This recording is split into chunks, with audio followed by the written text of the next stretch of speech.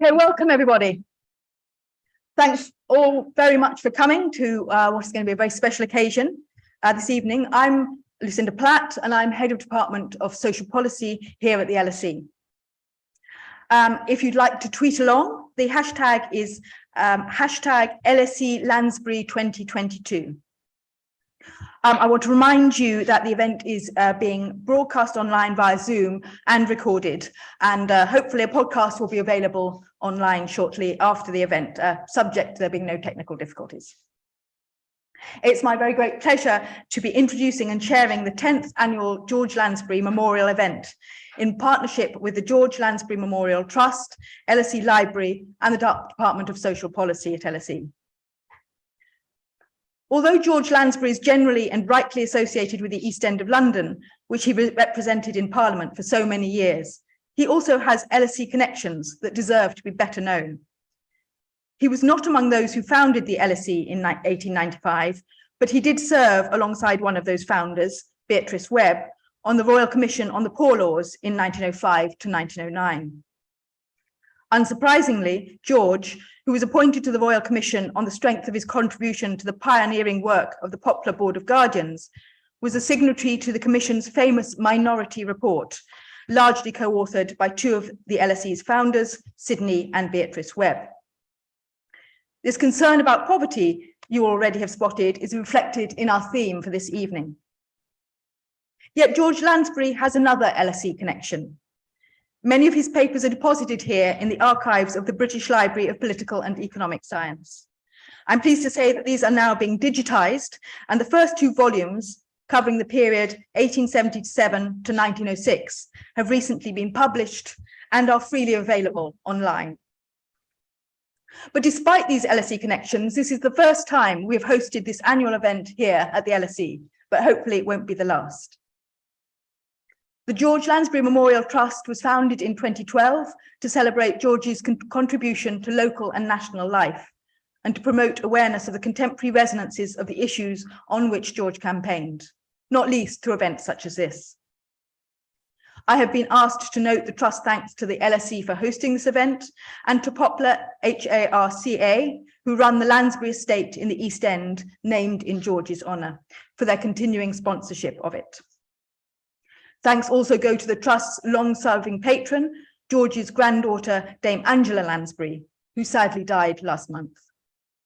Tonight, we also honour her memory, commitment to her grandfather's political legacy, and her own campaigning on issues like AIDS. Every year since 2013, this George Lansbury Memorial event has focused on one in particular of the many causes which George championed. In the context of the current cost of living crisis, this year's theme of poverty and how to tackle it could hardly be more topical, as well as appropriate to the event and to the setting. Given the complexity and the importance of this subject, the format of the event is different this year. It is not just the first time the George Lansbury Memorial event has been held at the LSE, it is also the first time it has not been a lecture. Instead, we have not a royal commission, as in 1905 to 1909, but a round table, bringing a range of expertise to bear on the vexed question of how do we eradicate poverty. So I'm very pleased to introduce our panel this evening. Claire Harding is Research Director at Centre for London. She joined the Centre in 2020 and was responsible for their research programme. Before joining Centre for London, she worked at Coram Family and Childcare. Claire has also previously worked in mental health and local government consultancy. Dave Hill has been a freelance journalist for over 40 years and runs the website onlinelondon.co.uk. He is writing a book about the pandemic in London. Manny Hothi is Chief Executive of Trust for London. He has extensive experience of working with low-income communities across the country during a career that has been split between being a grant seeker and a grant maker. He has worked on a range of social issues related to life in low-income communities and on poverty more generally. Stewart Lansley is Visiting Fellow in the Centre for Policy Studies, University of Bristol, a council member of the Progressive Economy Forum, and a Fellow of the Academy of Social Sciences. He is author of The Richer, the Poorer, How Britain Enriched the Few and Failed the Poor, a 200-year history. And last but not least, Ruth Lister is a Labour peer and Emeritus Professor of Social Policy at Loughborough University. She's a former director of the Child Poverty Action Group and its current honorary president, and is the author of Poverty. So the format for this event will be as follows. I'm going to ask each of the panelists in turn to speak for up to 10 minutes. And I'm going to try and be quite strict about the time since we've got a lot to get in. And they're going to speak to the question, how do we eradicate poverty? We'll then have a Q&A session, and the Q&A will come from you, but also we have people joining us online, so we'll try and have a mixture from both questions from both sources. And then try to fit in a summing up by each of the speakers on the panel at the end. And once it's finished, you're very welcome to join us for a reception, which will take place outside, where there'll be refreshments. So to get proceedings going, without more ado, I'm going to ask Claire to kick us off on her answer to this question. Thank you very much. I'm first, which is purely because I'm first in the alphabet, which is absolutely great because everybody else here is probably going to say the same things, but in better ways, and I don't have to worry about that. So my exam question today, all of our exam question today, is about whether it's possible to eradicate poverty. I'm not sure if it's possible to eradicate poverty. I suspect it rather depends on how we define poverty, but I'm absolutely certain that it's possible to reduce it absolutely massively. We're a rich country still, and that the reasons that we haven't and that we are not at the moment are at least as much political as they are economic. We might debate the balance between those two things and indeed the separability of those two things a bit later on. And I had the pleasure of listening to Manny speak at an event a couple of weeks ago. It's always the danger with these sorts of things, you know, but your fellow panelists will have really clever things to say. And he made, I think, the very important point that we don't need new solutions to tackling poverty. We know what the solutions to tackling poverty are. They have to do with money, they have to do with work, and they have to do with housing. And there's a whole bunch of people on this panel who know these things in far more detail than I do.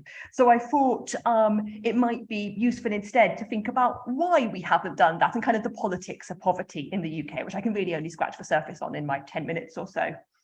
Before I start that, I want to make the point that we are not going to eradicate hygiene poverty or fuel poverty or food poverty or period poverty or any of the other of these things that we talk about unless we eradicate poverty. You have huge admiration for those people who put effort in to getting the people the goods that they need. That's often the best grassroots approach that we really have to poverty, but the solution to poverty is money. The solution to somebody not having enough money to buy tampons is not to give them tampons, is to give them money, and it's to give them choice.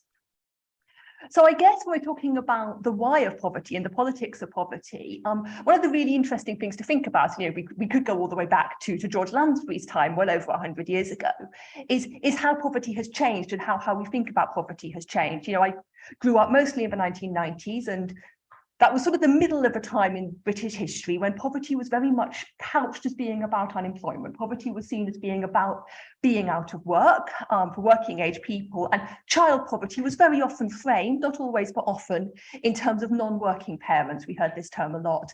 And you know, before I worked here, I worked in childcare for quite a while, which is how I originally know both Manny and Ruth. And I think we really saw that legacy even right up to the mid-2010s, still now, in fact, in how childcare provision was being delivered by the state. You know, the highest quality nurseries that we have in this country are by and large the maintained nurseries which are being run by local authorities. There aren't very many of those left, but the ones that they are exceptionally good. And they run on short days. They run, you know, often just half-day provision, sometimes just 9 till 12, sometimes 9 till 3. And that comes from a belief that they were there to support non-working parents to bring their children in to get this really enriching experience. It's really funny now, if you go and talk to the families of children who use those nurseries, it's very odd because quite a lot of them are indeed parents living in poverty where one or more parents aren't working. The others are nannies. The world has changed. And likewise, I was just talking to Manny about this as you were all coming in.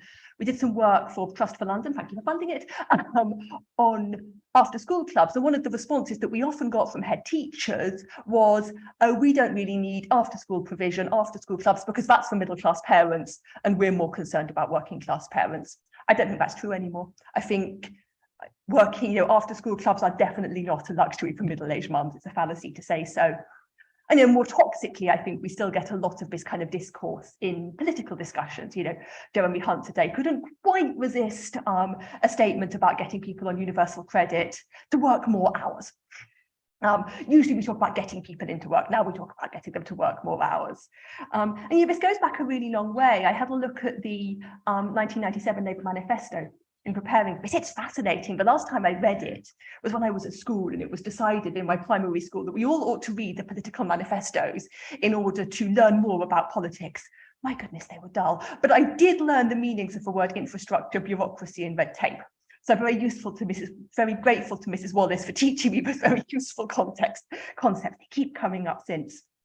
And in that new Labour manifesto, apart from a few glancing references to pension and poverty, all of their stuff about poverty is getting people into work.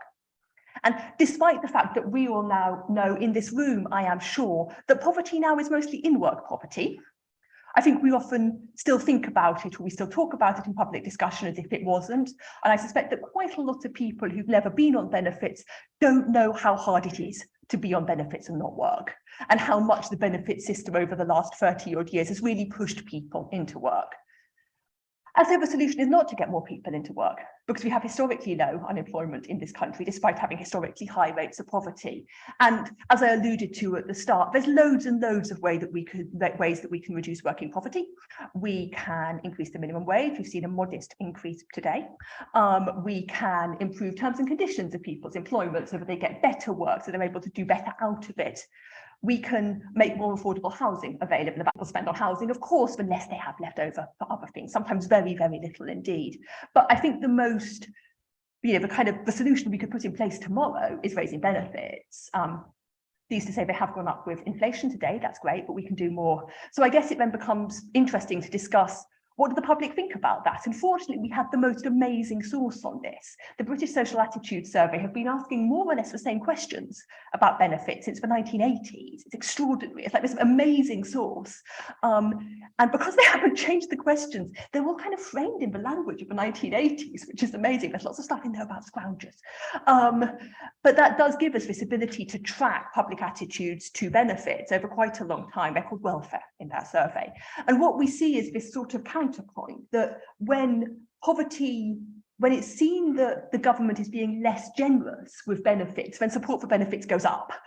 So it climbed, support for benefits sort of climbed for quite a long way until about the mid-2000s, until about the 90s, and then it started to fall.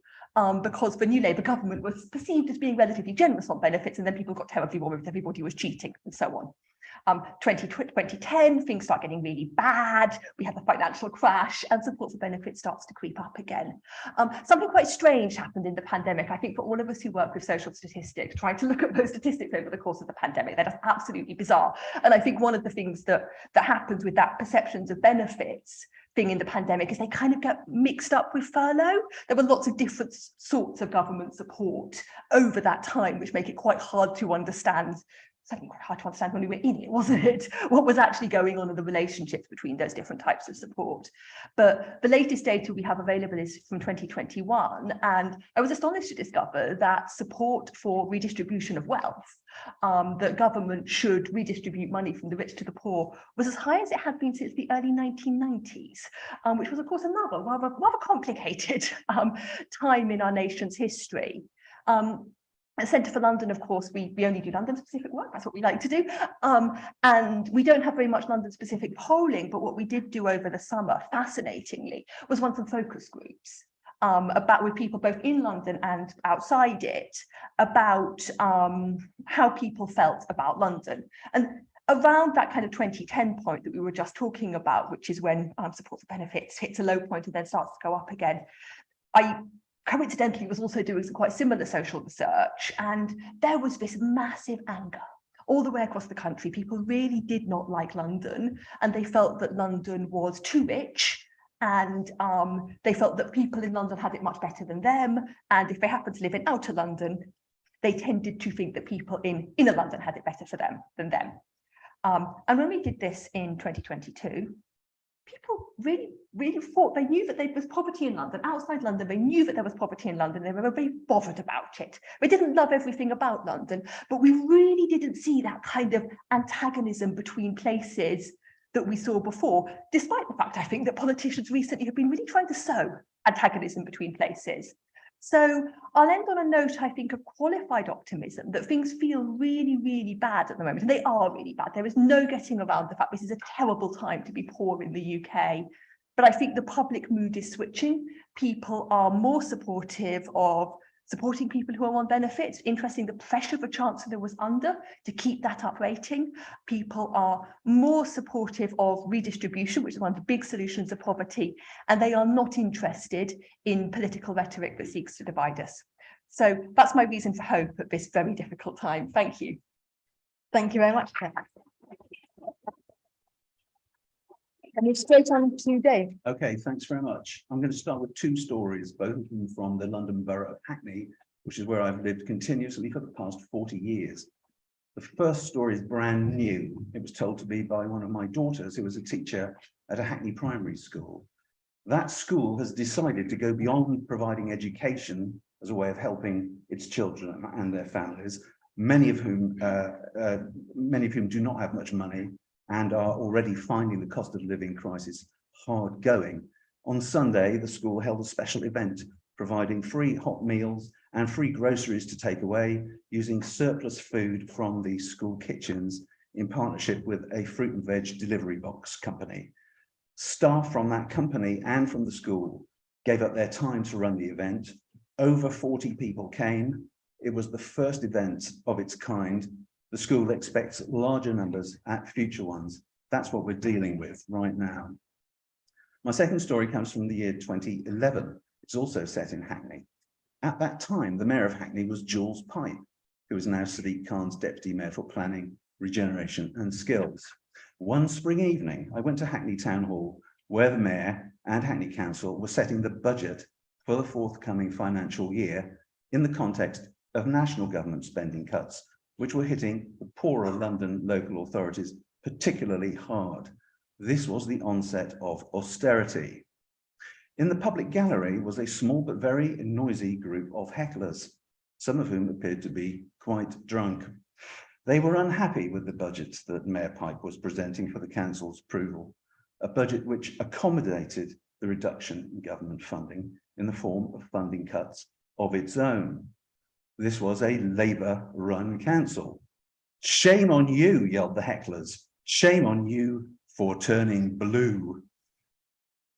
They demanded, and there were demands for Mayor Pipe to emulate an East London Labour politician from the past. Yes, the politician was George Lansbury. The hecklers wanted Mayor Pipe to defy the government, set an illegal budget and go to jail defending it. Fighting talk. But the Mayor of Hackney was not impressed. Things had changed since Lansbury's day, he explained. Any attempt to copy him in the 21st century would result not in heroic martyrdom, but in the government sending in a bunch of expensive accountants to run the council's finances instead of its elected politicians. Such a Whitehall intervention in the council's affairs would, the Mayor said, enlarge the £44 million budget cut he was proposing to one of 114 million, which would result in, and I quote, an immediate service collapse, and his action in provoking this would amount to, and again I quote, using the most vulnerable people in this borough as a political weapon. That did not strike Mayor Pipe as a very good idea. What are the morals of these two stories? How do they help us answer the question, how do we eradicate poverty? Let's go back to the first story about the Hackney Primary School. It is just one example of a revival of the array of local level initiatives we saw during the pandemic across the capital and no doubt beyond it.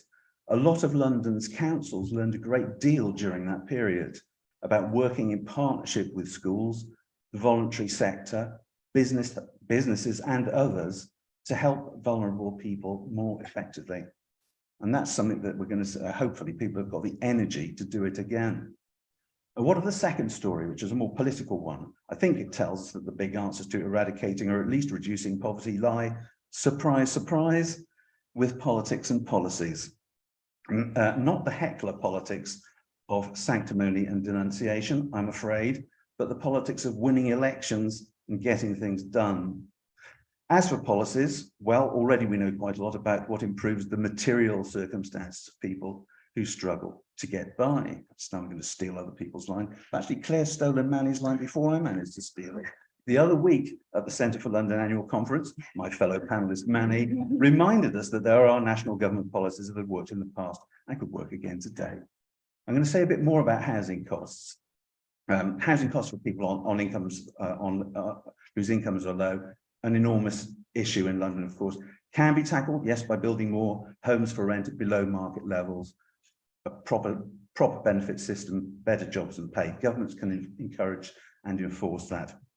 A particular issue relating to some of the above, which often gets forgotten, I don't think it will be tonight, and it wasn't by someone else who spoke at the Centre for London Conference, is the cost of childcare, which is very high in London and therefore a disincentive for seeking employment, if that's what you want to do, or working longer hours if that's what you want to do and can earn more money as a result.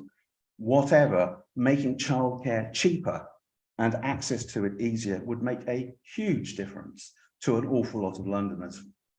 So all that is easily said. Is it likely to get done and when? Now, I haven't yet fully digested today's autumn statement, but I sense that the news isn't all good and not too good. Might things change in a couple of years' time after the next general election? Well, they might, but it is a harsh reality that political parties serious about winning power, and not just in Britain, are unlikely to get the ballot box support they need by placing too much stress on helping the poorest people in society. I think this is a grim, miserable thing we have to accept. In 1992, the famous American economist John Kenneth Galbraith published a book, a kind of long-form essay called The Culture of Contentment, in which he described the effects of the spread of post-war affluence in Western societies. This, he said, had produced a larger proportion of people in those societies who were happy or happy enough with their material circumstances. They'd seen improvements and they didn't want to lose them. That made those people wary of any political project promising to help the poorest, because they thought, perhaps correctly, that such projects would mean higher taxes and less contentment for them. They were and are unlikely to vote for political projects of that nature. And if such a political project is to get into a position where it can make changes for the better for the poorest, it needs the votes of the contented or the relatively contented. So my advice is beware fine-sounding rhetoric. Beware the sorts of people who shout, "Shame on you for turning blue." Let's look at why it is hard to build more social housing, because this is another difficult one. It isn't only about having the money to do it, although that is obviously an enormous part of it. It's also about where you're going to build it. Land in London is quite scarce, very expensive.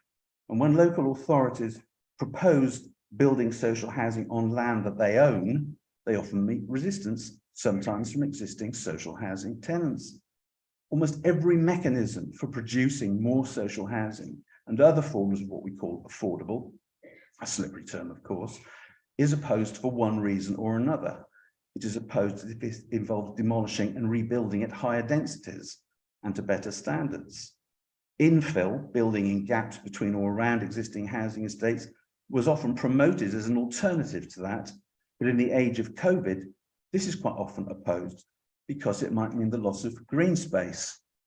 What about building homes in outer London areas where land is cheaper to help relieve inner London waiting lists? Well, that is resisted because it means displacement. And related to that is a huge dilemma facing housing associations with stock in expensive areas.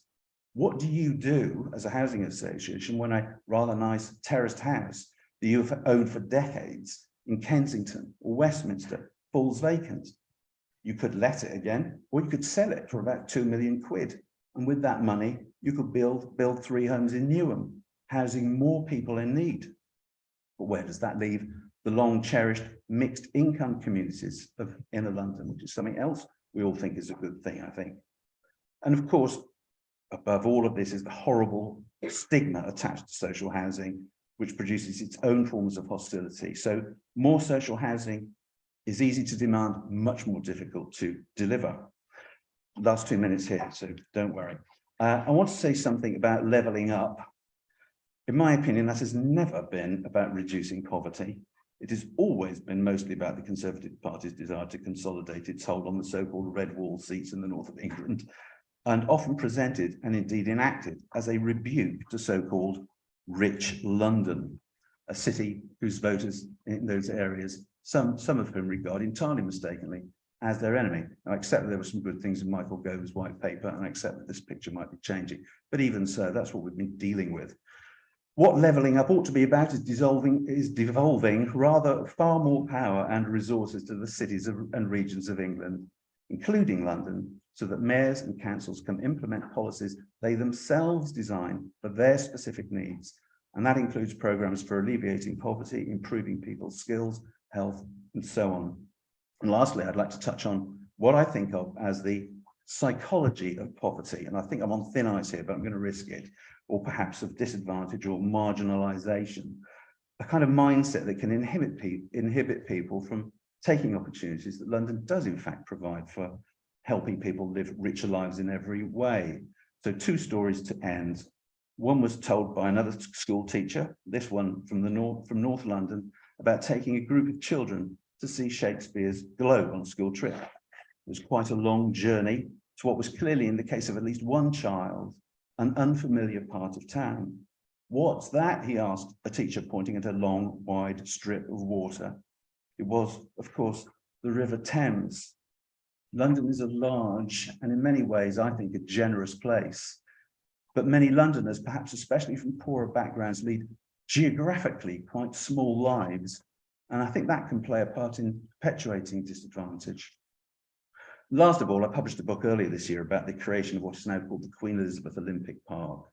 Now, a big challenge for those in charge of its legacy 10 years on is persuading some local people that it truly belongs to them. And it does, it's a public park after all. And yet I still hear now and again of people who live within a few minutes of the park, feeling that somehow it doesn't belong to them. It's somehow too nice, too smart, too new, even though anyone can walk into its grounds for free. And even though the price of using the facilities you have to pay for is pegged at reasonable levels, there's a sort of barrier there.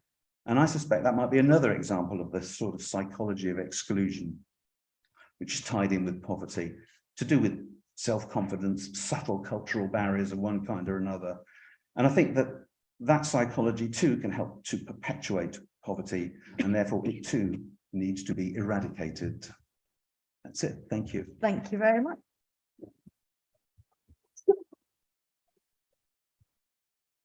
And I next turn to Manny, who I now assume is going to quote from all his fellow panelists. It was humbling being referenced by these guys from a conference a few weeks ago, but I all but sighed because I'm going to be repeating both of them here today. But I'm actually going to start by explaining what Trust for London is, because it might give a bit of context to why I'm here. We're an independent charitable foundation. We have an endowment of about £300 million, a lot of money. And that means we can give out money to charities across the city that are tackling poverty and inequality. And that's what we do. And that gives us great exposure to the issues that Londoners are facing and some of the ideas and that civil society is taking forward. And we also publish London's Poverty Profile, which is a great resource of accessible data around poverty and inequality in London. And I sit with Claire on this question of whether we can tackle poverty or not. I don't know. And I feel genuinely conflicted about doing the work I do and still sitting here and saying, I don't know. There are some days when I feel really, really optimistic and think the answer is yes.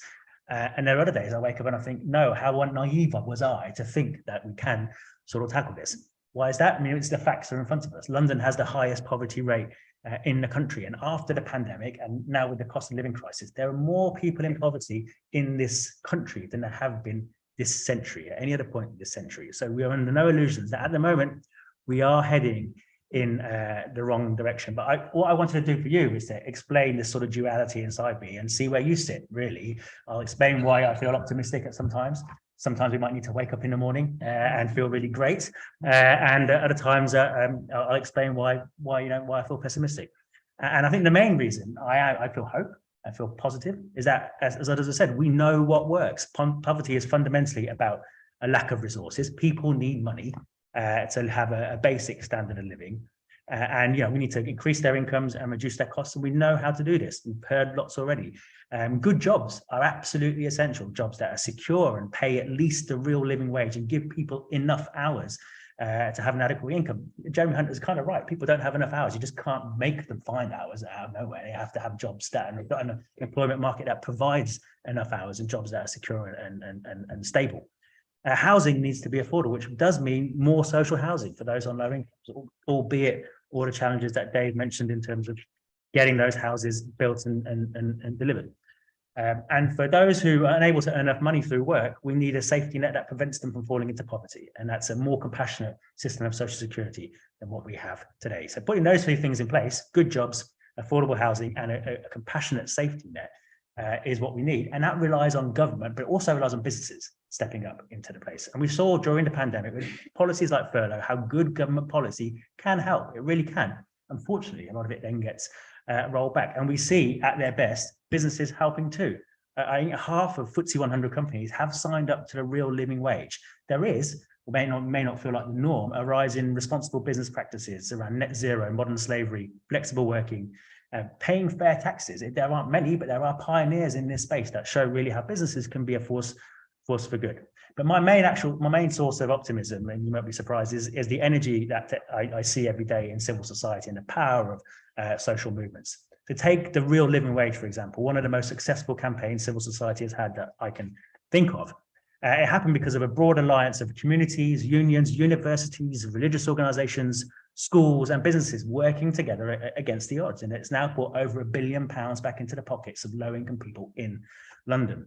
But civil society itself can't solve the problem, but it reminds us that a better world is possible. And as Claire said about the public opinion, changing public opinion is achievable.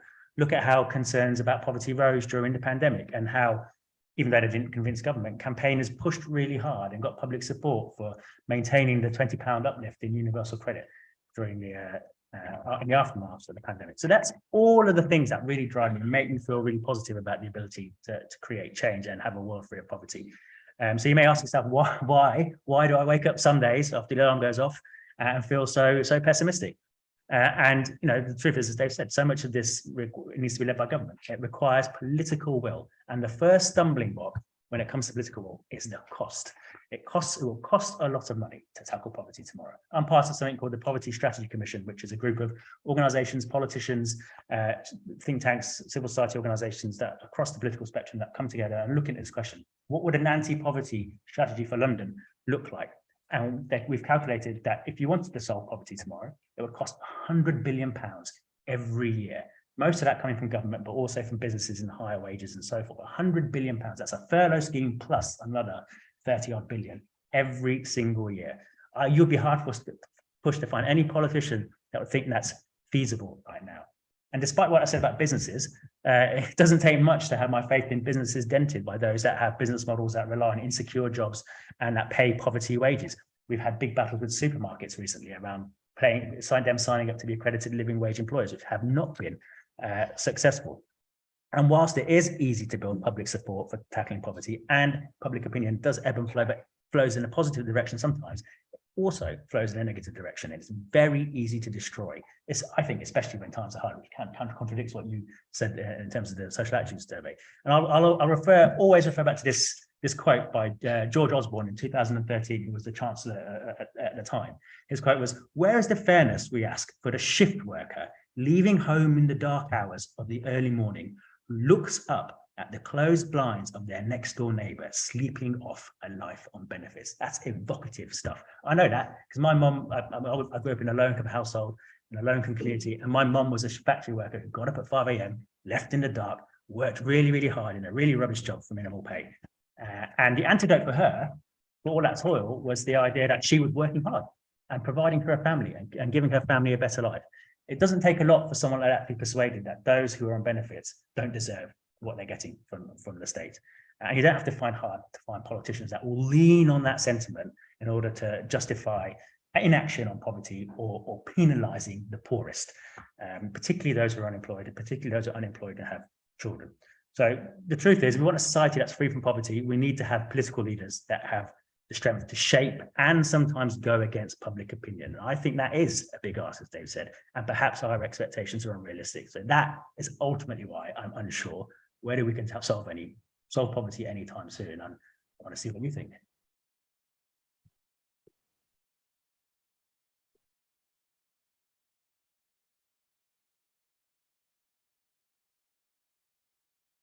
Thank you. I'm going to try and take a slightly longer term perspective, and I want to start in 1884.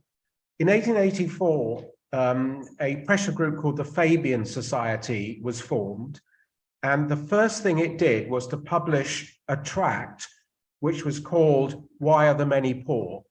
Remarkably, it sold 100,000 copies. It asked a series of other questions like, can we or can we not do something about it? Essentially, we are in this session asking exactly the same question that was asked 150 years ago. And the fact that we're doing that tells us quite a lot about social progress over the last few decades. I just want to quickly look at some of these long-term trends in poverty and inequality since the war. Britain achieved the lowest point for poverty, and here I'm talking about relative poverty, not absolute poverty, in the late 1970s. In that same period, we also had peak equality. We have never done better in the late 1970s. This was the high point of egalitarianism, and it was a significant historic achievement. It was very short-lived. Since that point, everything has gone into reverse. The level of poverty over the last 40 years has more or less doubled, more than doubled for children. The level of inequality has jumped. If we look at the poorest fifth in Britain, compared with the poorest fifth in other rich nations, they are between 20 and 30% better off in those countries than they are in Britain. And the main reason for that is because they are less unequal. And when you have highly unequal societies, which essentially means that the poorest have a inadequate share of the national cake, then you get very low living standards. So why is it we've had these remarkable reversals? I think there's lots of reasons, but the primary reason is a shift in political and governing philosophy. The philosophy that drove us to peak equality and a low point for poverty was the application of an egalitarian philosophy. Egalitarians had won the long battle for ideas. But then in the late 1970s, early 1980s, we completely shifted to an anti-egalitarian philosophy. Let's take Keith Joseph. Keith Joseph, who was a key architect of this anti-egalitarian strategy, and of course, hugely influential on Margaret Thatcher. He said in the mid-1970s, true conservatives must campaign against egalitarianism. And what's happened over the last 40 years, and in essence, we've had the political application of that idea. So we've had a much harder public and political attitudes towards those on low incomes. We've had a steady weakening of the social protection system with cuts in benefits. And we've had the rise of a much more coercive state policy towards benefit systems. So since 2010, since 2012, the last decade, over 7 billion sanctions have been issued against claimants, which basically means for a minimum of 3 months, they've lost their benefits altogether. That gives you some, sorry, 7 million. So that gives you some sense of the way in which social policy over the last 40 years has essentially been guided more by the harshness of the poor law of the 19th century than it has by the Beveridge, much more generous principles recommended by Beveridge and applied from 1945. We've basically gone backwards in terms of our philosophy. So can we reverse this? Can we cut poverty to a significant extent? And to do so, we obviously have to reverse this political philosophy of the last 40 years. Now, there is a school of thought that says if you define poverty as relative, you can't eliminate it. John Humphreys, BBC on the Today programme, asked a leading social scientist about 15 years ago when they were discussing this issue. And he said, well, if you define poverty as relative, you're basically always going to have the poor with you. Ian Duncan Smith, when he became Secretary of State for Work and Pensions in 2010, kept making exactly the same point.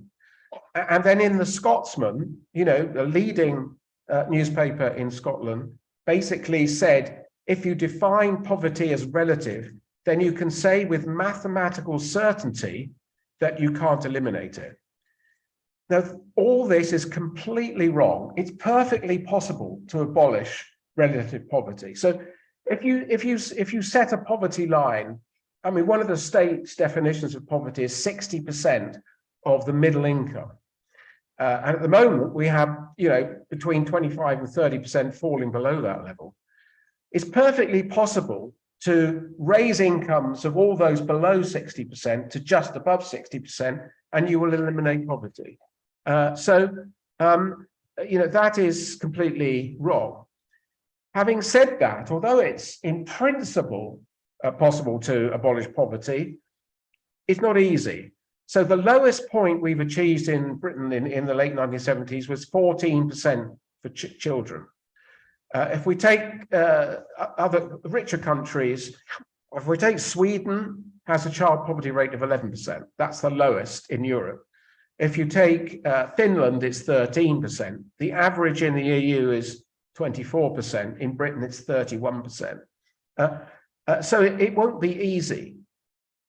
But let's look, supposing we took a modest target, let's say a half. Let's say we wanted to cut poverty in Britain amongst children by a half. So bringing it down to below 15%. There are lots of ways of doing it.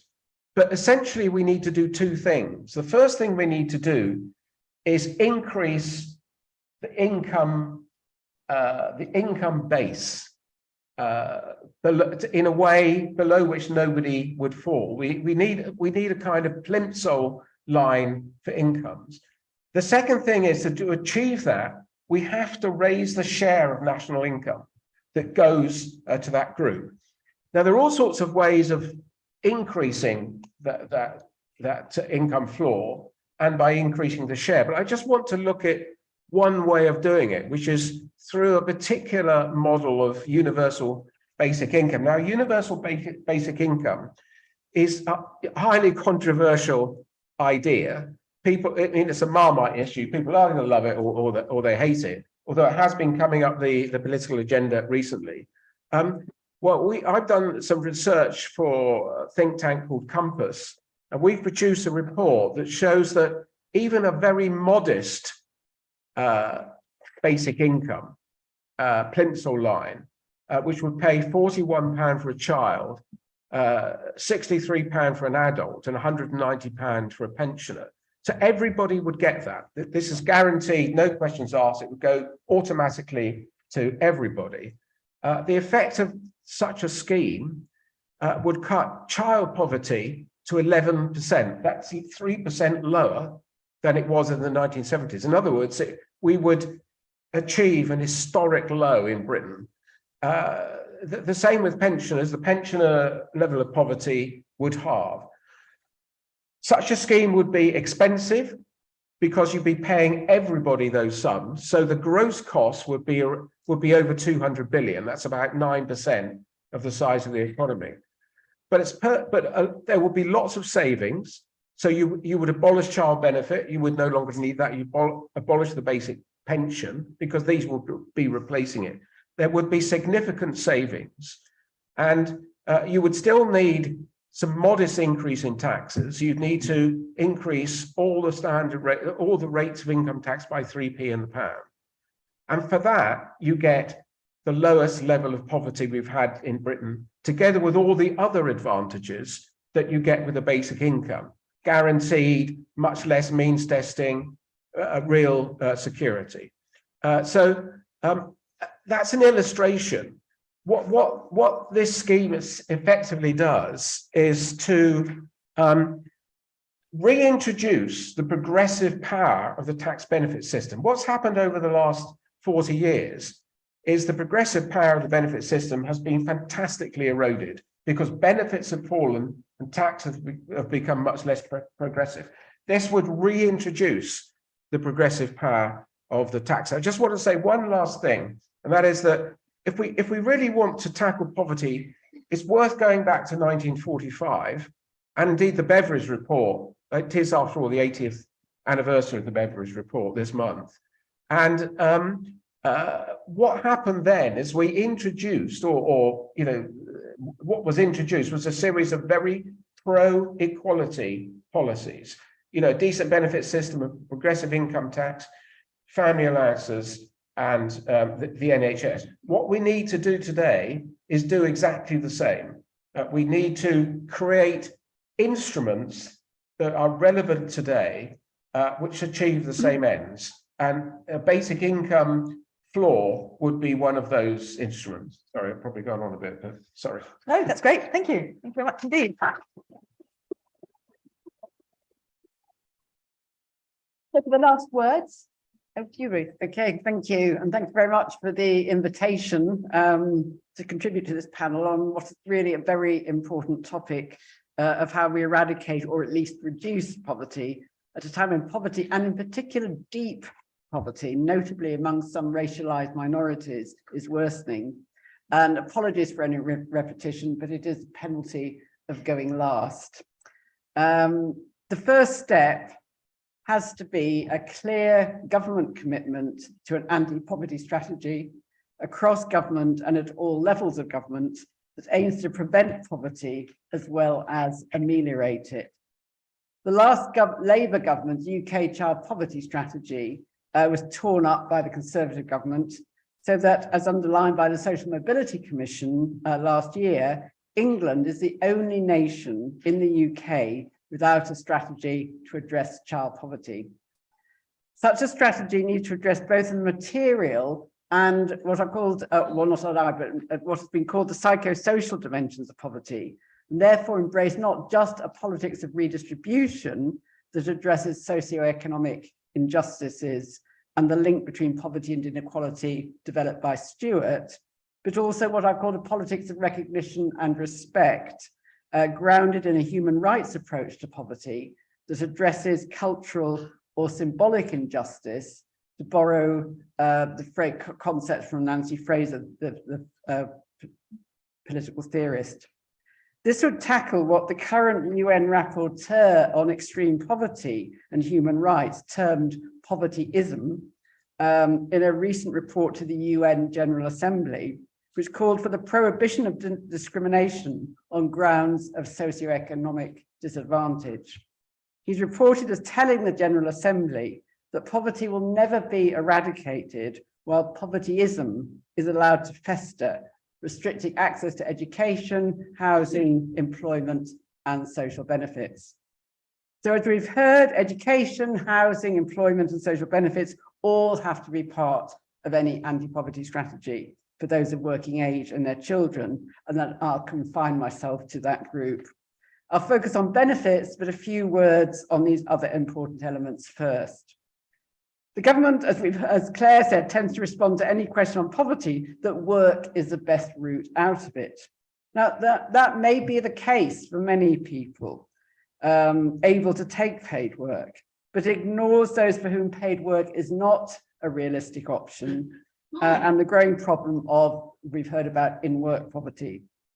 Even though the link between poverty and low pay is not as strong as is often assumed, certainly a key element in any anti-poverty strategy must be a labour market that provides good work with decent pay and security and opportunities for progression without discrimination, together with the necessary flexibility for those with caring responsibilities, mainly still women, and for disabled people. Much more has to be done to tackle the barriers to employment some groups face, which involves, for instance, as we've heard, childcare, but also things like transport policy. Tackling education inequalities from the early years upwards is, of course, important. What is sometimes overlooked as part of this agenda are the costs of the school day, which can aggravate the inequalities. Some of these costs derive from government policy. For example, the exclusion of 800,000 children on universal credit from entitlement to free school meals. Hunger does not make for effective learning. Others, such as CPAG has demonstrated with a number of schools, can be addressed to some extent by poverty-aware schools. And I think the one you talked about, Dave, in your first example was a poverty-aware school, so that children in poverty are not excluded from certain subjects or extracurricular activities because of the cost. Other drivers are outside the influence of schools, notably homelessness or poor or overcrowded housing conditions or cold homes or mouldy homes. More generally, the cost of housing, particularly private sector rents, has to be tackled rather than leaving it to housing benefit to pick up partially the pieces. And that brings me to social security benefits, which have a key role to play in the eradication of poverty, as we've already heard, both out of work and in work, and in any politics of redistribution. Analysis by case here at the LSE has shown the positive impact on child poverty levels that the increases in social security, including tax credit, under the last Labour government had, and also the importance of income levels to children's outcomes. The social security system fails to provide genuine security after a decade of cuts in real value, so-called reforms that have penalised children in particular, notably the benefit cap and 2-child limit, and that have spelled a more punitive form of conditionality through the use of sanctions that Stewart talked about. The introduction of universal credit, which requires a 5-week wait, is assessed and paid monthly and is subject to deductions, including to cover advance payments made to cover that 5-week wait, have aggravated the insecurity experienced by people on low incomes. And this is the context for today's autumn statement, which thankfully is at least increasing benefits in line with inflation. And also uprating the benefit cap for the first time since the current level was set in 2016 in line with inflation, but we don't know inflation from when yet. Because many of those affected by social security cuts were already in poverty, the impact of these cuts is perhaps more visible in the increase in deep poverty than in the headline numbers in poverty. And any anti-poverty strategy has to address the depth as well as the extent of poverty. And that also means including asylum seekers, refugees and migrants without recourse to public funds in any anti-poverty strategy. So the first priority for an incoming government will have to be to make good the worst cuts made over the past decade, in particular abolition of the benefit cap and the 2-child limit, which are seen as key drivers of child poverty. There are also a number of changes needed to universal credit prior to longer term reform and an increase in carers allowance, which remains below the level of equivalent benefits. Longer term reform must address the fundamental question of the adequacy of benefits so that they provide sufficient to allow life in dignity, as called for by the ILO. And it must put the security back into social security, which I'd argue means reversing the long-term trend towards means testing and ever greater conditionality and use of sanctions, and some form of basic income as proposed by Stewart, complemented by decent support for disabled people, could offer the way forward here. So finally, to return to the psychosocial dimension of poverty in a rather different perspective, I think, from Dave's, and a politics of recognition and respect. To quote from the International Study of Shame and Poverty, led by Robert Walker, a consideration of recipient dignity is crucial to the longer-term success of any anti-poverty effort. This requires a cultural shift in the way that benefits and services are often provided, one which has been taken on board by the Scottish Government in its approach to social security. And this has included the development of experience panels that have provided the space for the expertise born of experience to have a voice. And one of the few encouraging developments, and this is where I take a bit of hope from, and actually you've funded some of them, I think, and in recent years, has been the growing recognition, in some quarters at least, of the importance of listening to people with experience of poverty. And examples include the Apple Collective, addressing poverty with lived experience, who met the other week with the All-Party Parliamentary Group on Poverty to tell us about digital poverty, and the Grassroots Poverty Action Group, supported by Joseph Rowntree Foundation, who published a blog the other week titled "Lived Experience is Key to Designing Compassionate Policy Responses," and the COVID Now Changing Realities research project that's enabled participants on benefit to speak out about their experiences and the changes that they would like to see. Such participation, according to the UN, lies at the heart of a human rights approach to poverty. So in conclusion, having sketched out what I think are key elements of what is needed in any anti-poverty strategy, I just finish by underlining that ultimately, and this is a point that Manny made, the eradication or even serious reduction of poverty is going to require political will.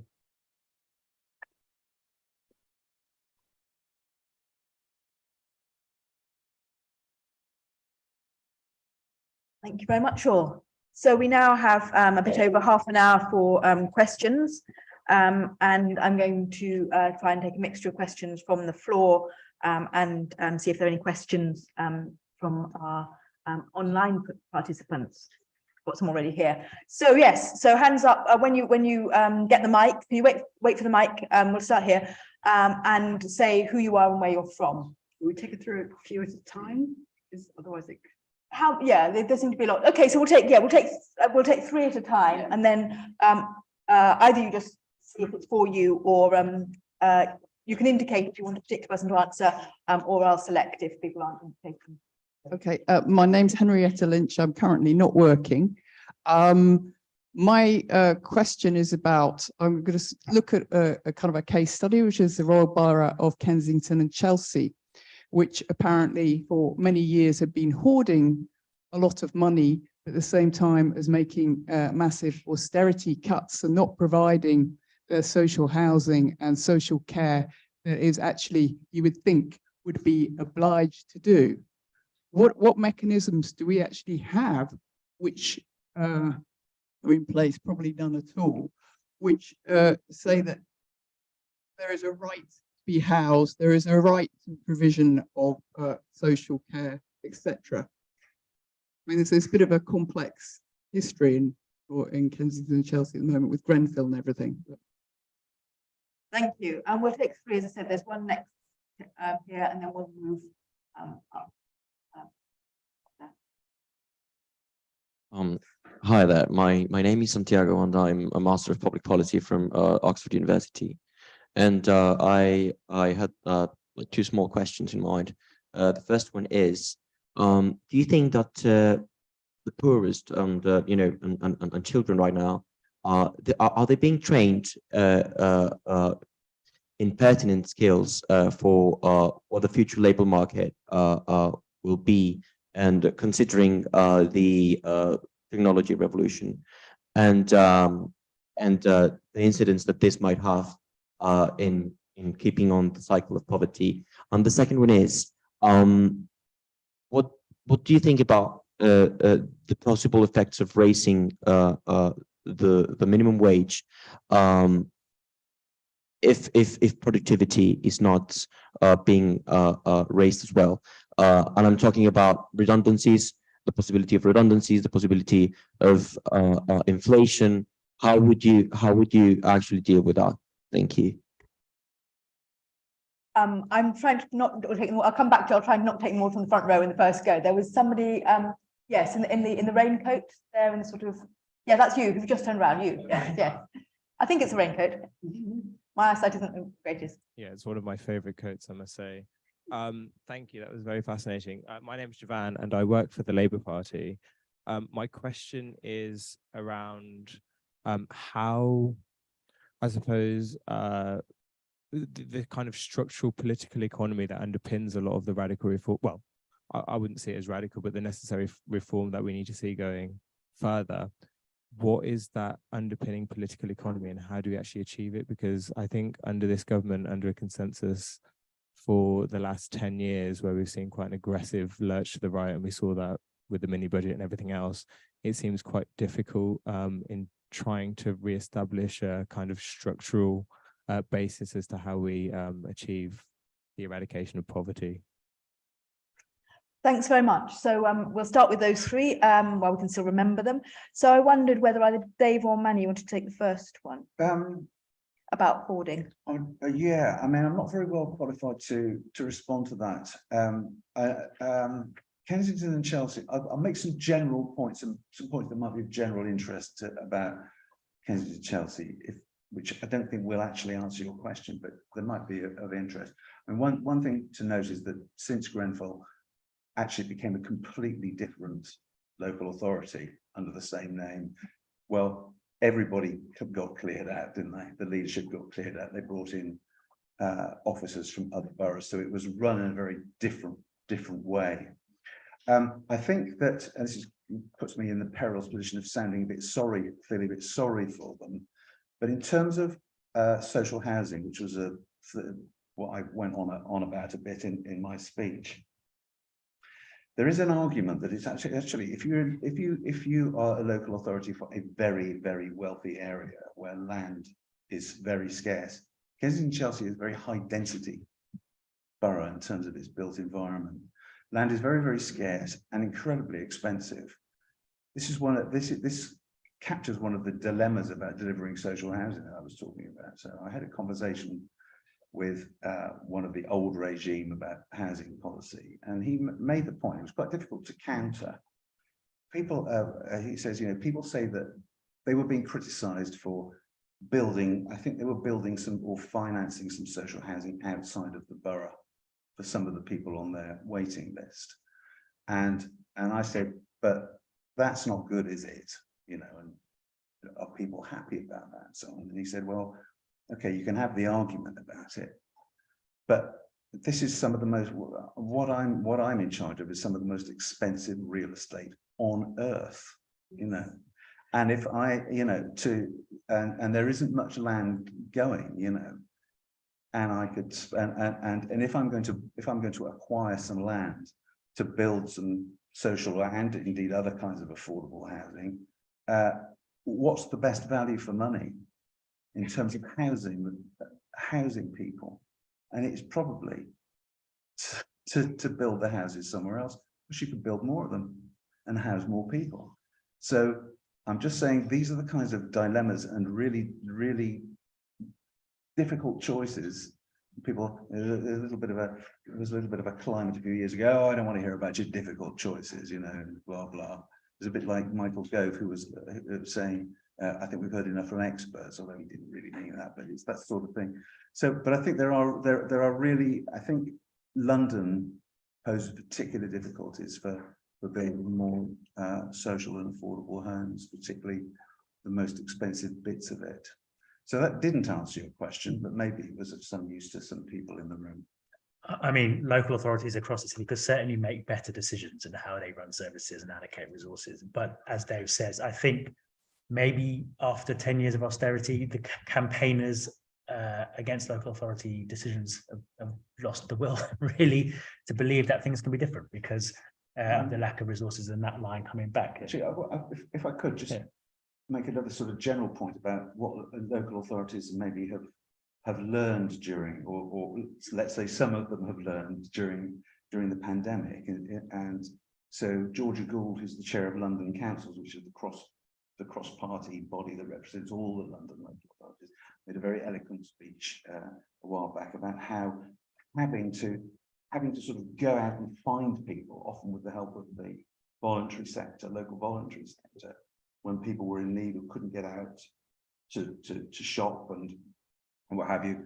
A lot of lessons have been learned for that. Now, I don't know whether that's been learned in Kensington and Chelsea or not, but I think it has in quite a few London boroughs, which is perhaps one thing to be hopeful about for the future. So, so I've digressed in several different ways, so I'll be quiet. Thank you. I'm going to move us on because there's so we had the second was a pair of questions, one about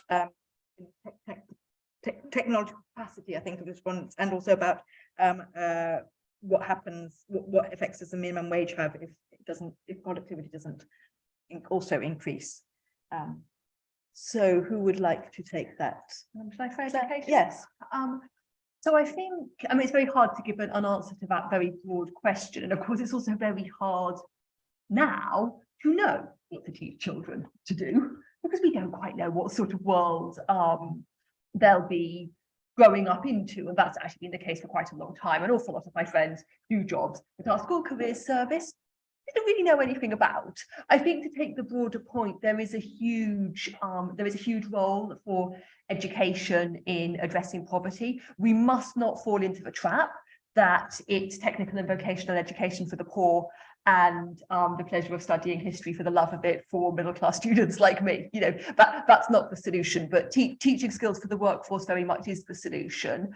I think the caveat to that is that schools absolutely cannot do everything. And Dave gave us a really inspiring example of work that's being done in Hackney, which, it must be said, but the teachers were not being paid, I would expect. That's true, yeah. And I think, you know, sometimes in this country, we place an awful lot of weight on our schools in terms of their ability both to influence young people's own lives and to influence our chances as society. Children only spend a minority of their time in school. I would argue that our absolute focus must be on supporting both the schools and those children to have home lives that are conducive to them being able to work properly, because no school can solve the fact that a child is hungry when they turn up to learn. I'll move us on, I think. Or do you want to? Just the minimum wage. You're going to pick up the minimum wage. Thank you, Minimum yes. wage one, because actually, I think it's fair, really, for low-income people to have to prove that they are more productive to get a higher wage, and that burden should be on everyone. You know, those on higher incomes, and their incomes have gone skyrocketing without having to prove the sort of same thing. And you could just take the example of the Amazon warehouse worker who is being guided by an algorithm which makes them incredibly efficient and have to work really, really hard. Amazon can afford to pay them more, I think, is the answer. So there was a question about the political economy. Who would like to take that one? I'm happy to have a go at that. I mean, I think that is possibly the most critical question about how we're going to shape future. We've had a political economy, you know, sort of neoliberalism, pro-market, small state, anti-poor, anti-equality philosophy over the last 40 years. On the, you know, because the architects of that said it would make us all richer faster. You know, we create a very vibrant economy and high productivity, high wage economy. It's done the opposite. It's created a low wage, low productivity, low growth economy with a very high level of poverty. And what's happened is that, you know, a small business, you know, elite, a small business and financial elite have effectively taken advantage of the license given to get rich as part of this neoliberal philosophy, not to build a stronger economy and create wealth, but to enrich themselves at the expense of others, at the expense of wages, at the expense of small businesses, and quite often at the expense of taxpayers. The economists distinguish between productive activity or wealth creation and extraction or appropriation. And what's happened in the last 40 years is there's been a kind of switch from production and value creation to value extraction and appropriation of existing resources. And that's the source of this, you know, huge enrichment. I mean, you've had the biggest personal wealth boom in the last 40 years, even than in the late 19th century. And so we really do need to change this political philosophy. We need to create a society that creates wealth in the right sort of areas. We need to create a political economy that serves well-being, that serves the interests. I mean, what we've created is essentially a model of luxury capitalism in which, such a high proportion of resources are geared not to meeting everyday needs like social housing, like better schools, like, improving the health system, but, being spent on things that are actually damaging for the wider economy. If I can come in there, I think the question was though the how. So you all seem to be still diagnosing the problem rather than thinking about the solution. So I think that if I'm right, I think the question was about the how. Yes. So I wondered if we could just sort of, I wondered if, Claire, did you have anything to add on this? Oh gosh, that Coming puts back me to you. on the spot. To put you on the spot. Yeah. Well, in the interest of getting some was it? I think there is, and we talked about it already, I think it's very hard to get public support for big structural change. And, we still, I think, bear the scars of the Cold War in terms of this sort of idea of the battle between capitalism and communism, which is not helpful to those of us who are making an argument for compassionate solutions to poverty, because you get accused of being a communist, even worse in America. But that said, I think there is a growing desire for compassion in politics, and I think we can build on that, and that's probably, I think the how probably has more to do with talking about people than it has to do with talking about systems, and I realise that is infinitely easier said than done. But I know I'm talking to somebody who's working for a political party but seeking power. Thank you. So there's lots we could probably enlarge on that. I've got some questions from the online. Quite a lot of them are about Marmite. Or universal basic income.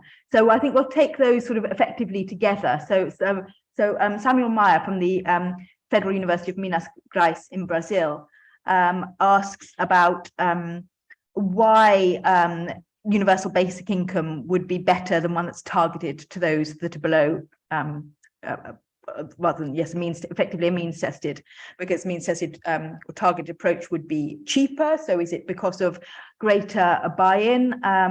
And there was a further question, a related question about what about the impact of universal basic income on inflation? Does that not counteract the potential benefits? So I think we're all thinking a lot more about inflation than we probably were a year ago. And another question was, where would the additional funds come from? So what would receive less? So how would it be paid for? And for further one, take them all together because do justice to our online attendees, and also this question, that there have been various trials of universal basic income, but these haven't been more widely rolled out. And is this because it's too expensive or because they're not so successful? So what, if they've been successful, surely we'd be seeing it happening much more widely. So I think you both talked about universal basic income. Do you want to start? Yes. To do the technical stuff. Why would it be better than a targeted approach? I mean, I'll think that. I mean, we've had the targeted approach is what we've had for the last, and it's got more and more targeted and less effective in tackling poverty. Universal credit was supposed to be the answer. Great simplified, and it is not simple for those who have to claim it at all. The reason that I actually have come to support, and funnily enough, I mean, I've actually sat on the fence for quite a long time, so I'm sort of, perhaps I both like and don't like Marmite, but it provides a security that means testing can't provide, because it's not going to be taken away because your income fluctuates or whatever. And so that for me is one critical argument in favor of universal basic income rather than targeting. There isn't a take-up problem, which there is with means tested benefits. and it's paid on an individual basis, and that is very important from women's perspective, that the money goes direct to each member, each adult member of the household, and it is very, very difficult to do that through means testing. So I will leave you to answer the question about where, because I mean, Stewart has shown how it can be done, partly through using tax allowances, tax relief, which are not a progressive way of distributing resources. I mean, there's a lot of money that is already being spent through tax reliefs and allowances, is spent in a way that is certainly not targeting on those on lowest incomes. I'll hand over to you. I mean, I'll answer the last question first, which is, you know, we've had all these trials, but you know, it hasn't been rolled out anywhere. I think it's worth, you know, again looking at the 1940s. All the policies that were implemented in the 1940s had been debated for decades. So the idea of a universal health service, the idea of family allowances, the idea of free education, these were all ideas.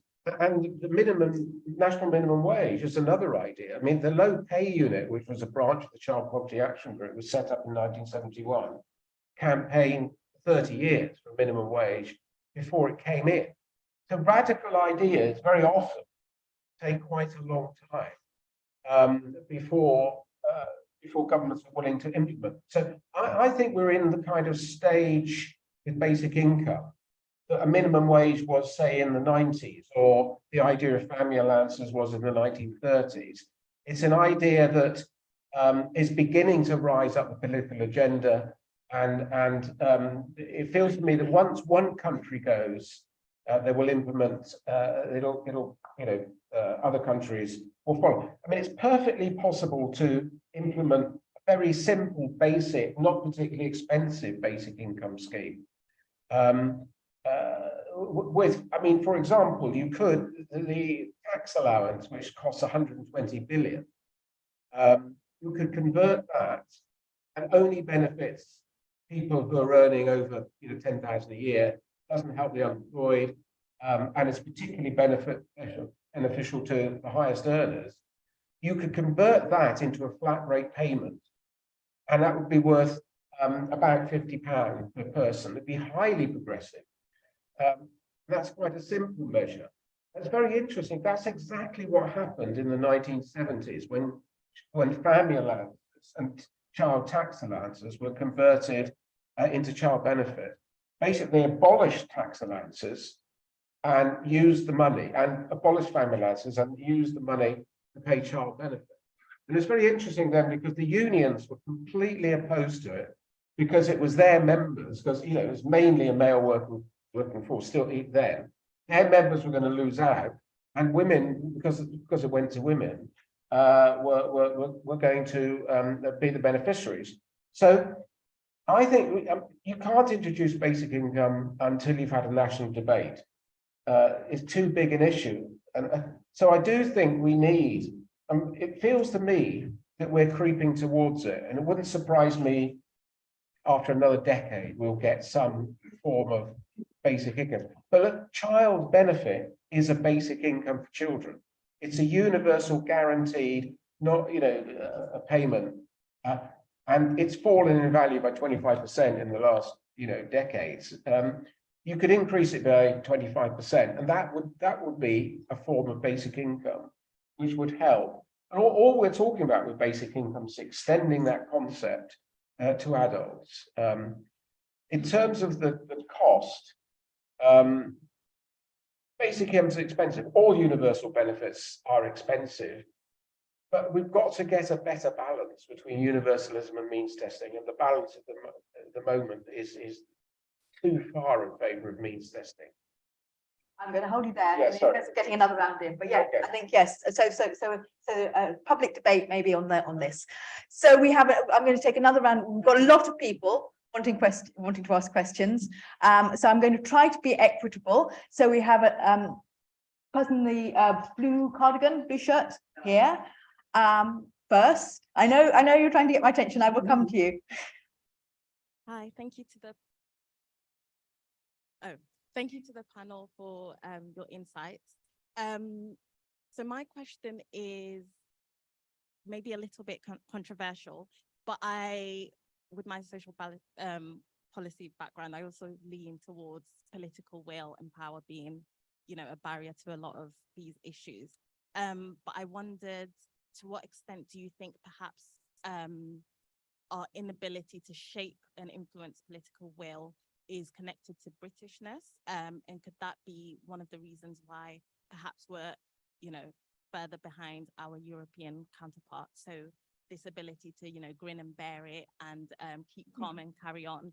Do you think that hasn't, that kind of translates into how public attitudes don't really influence politics? And that's not to discredit civil society here, but just how can we make sure that happens on a larger scale? Interesting question. So here. Okay. You don't want to ask a question anymore? No, I don't like. I don't. So you have a question or you don't have a question? So we'll take the question from here. I'm taking 3 questions, 3 or 4 questions. And then I'm going to take one from over here because I haven't looked over this side so far. Hello, my name is Prakhar. I'm pursuing MSc International Social and Public Policy. And thank you for the session. I just wanted to ask about universal basic income, as you mentioned. I want to know about, like, I'm not going to take any more questions about universal basic income, I'm afraid. So just a different aspect, of UBI. So I just wanted to ask, can I? No, I'm not going to take any more questions. We've done a lot on basic income, so I want to get some more range to get our speakers in. I'm sorry about that. There'll be plenty of chances to talk after the event when we go into the reception, but for the questions now, I'm going to move over here. I'm sorry about that. So no basic income, please. Sorry. We'll talk about it outside. Good evening. Thank you. My name is Domingo Lapadula. If we see poverty, we can think of it as a set. And on that set, well, we have a lot of people that are coming in, and a little bit we talked about it. But there will also, at any time, a lot of people coming out. Has anyone, you know, studied that and tried to take learnings out of that perspective? Thank you. So yeah, I'll take 2 more. There's one there and one here, because I know you've been trying to get in for a long while as well. So I will take yours as the final question. Thank you so much. My name is Prakhar. I'm from UCL, doing Master in Public Administration. I'm here. Yeah. So talking about the resources which you were saying about, like, we can have, if we have resources, we can just redistribute to counter poverty. But talking about the energy crisis, like in UK only, they have more than 50% of energy which is being countered from the outside sources. So is there any thing to tackle this resources problem? Okay, and thank you for being so patient. This will be the last question, and then ask for some swift responses. To have the last question, I suppose, and thank the panelists all for doing justice to George's concern about poverty. I wanted to raise an issue which no one's talked about yet, which is the relationship between health inequalities and poverty. The Marmot report back in 2010, I think, suggested that if we tackled health inequalities in this country, it's costing over £80 billion. So I wonder whether we need to look at these kinds of things in a total place structure and think about all the ways in which poverty impacts upon the public purse in other ways, and therefore might want to make the argument that's due for them forward. Okay, thank you very much. So, Dave, which one are you going to chip in on? I'm going to address in a very superficial way the first question, because I think it's very interesting. And I don't think it's controversial. I think it's a very interesting thing. There is a thing about stoicism, isn't there? Which is a sort of, regarded as a bit of a sort of British thing, that we don't But we mustn't grumble, you know, mustn't. There's still quite a lot of that about, during the debate about the European Union referendum, I think I recall somebody, just a sort of ordinary member of the public, so to speak, vox popped by a TV presenter saying, you know, well, you know, what do you think is going to happen? Are you worried that people's standard of living is going to deteriorate as a result of this outcome? And he said, well, you know, I think it will do us all a bit of good to be a bit worse off for a while. You know? So we've become a bit pampered and spoiled, you know, and it's all got a bit too easy for us. So I think that there is a sort of mentality which you could sort of say is a strand of Britishness, if you like. I mean, there are lots of competing and different sorts of Britishness, I think, but there is that one that don't make a fuss. We've had it a bit too good for too long, and that maybe feeds into there's a lot of shirkers, and you know, look at him, he's asleep and I'm out working, and all of that. So I think you have a point there. Thank you. I'll come back on a couple of things. So, I mean, I'll take that one, because actually the world I'm from, the philanthropic world, and you mentioned civil society, is rooted in Victorian attitudes towards poverty. And at the basic heart of that is the great and the good come round a table and decide what's good for poor people. And it really isn't about empowering communities. It's about who deserves to have access to power and who doesn't deserve to access to power. And I think that is something we really want to address. On the mention you mentioned about health inequality, but you actually were talking about how government organises its money and pays for things, and think about how that might benefit the economy going forward. And this is despairing. For example, with welfare, how much money from government goes into the pockets of private landlords rather than building social homes? That is absolutely the epitome of the problem we have with how government organises itself and money, and it despairs me that we can't fix it. Yes, yeah, but wasn't there a slogan, benefits to bricks, or bricks and benefits? They lost. That's all I have to say. I'm going to move to Ruth to ask her if she can address the what can we learn from people who move out of poverty as well as those who move into poverty. Yeah. Although first I would just say that I actually think, I don't think the sort of mustn't grumble is that dominant anymore in Britain. And if this was the reason, then why is poverty so great in the United States? Because Americans are not people who put up with things. So I don't think that is but it's a really good question, and which raises big questions about different countries, but there isn't time to go into it, I'm afraid. Yes, there's been a lot of research done into what's called the dynamics of poverty.